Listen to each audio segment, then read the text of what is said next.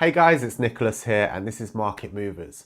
Look, I don't want to be all doom and gloom, especially after everything else that's happened this week, but I have to tell you what's going on. So the US jobs report this afternoon showed a decline in the US labour market, which is obviously not the greatest news for the US economic recovery. And that's during, like I said, a week that's already been a very tricky one over in the US.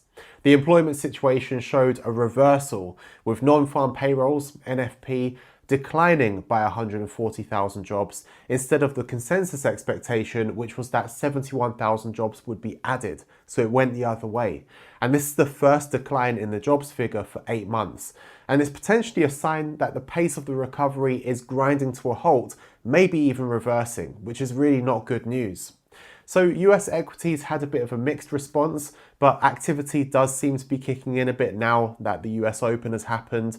And the US dollar initially declined, but since the US Open, we can see that that move has been faded if we look here against the yen. So if there's a decline in the economy, or if the economic recovery is starting to slow down, there's going to be an increase in expectation of more stimulus.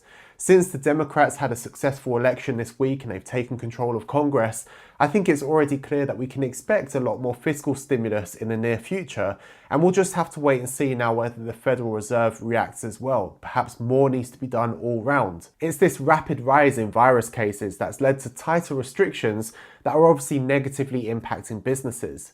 You know, we might be in 2021 now, first full week, and vaccines are already out there, but the saga just still isn't over yet. And in particular, it seems there's another chapter being added, which is this new thing we've got to watch out for, the new strain of the virus, the one that caused the UK, where I am, to go into a third lockdown and has now been discovered in a number of states. So that's causing people to panic even more.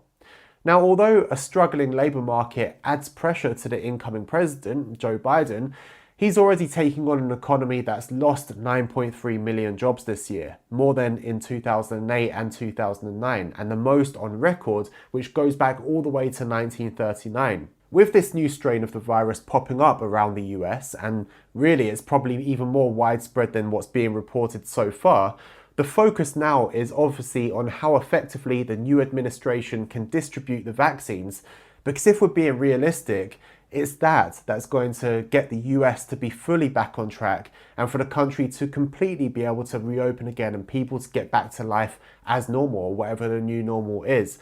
And the same is true for most major economies as well. It's not just the US. Everywhere, it's about getting the vaccine sorted as quickly as possible.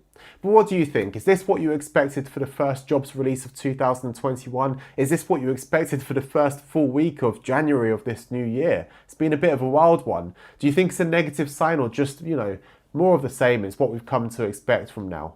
Let me know in the comment section down below, and please do hit that like button to support the channel. Thank you so much for watching. I'll see you in the next one. Take care.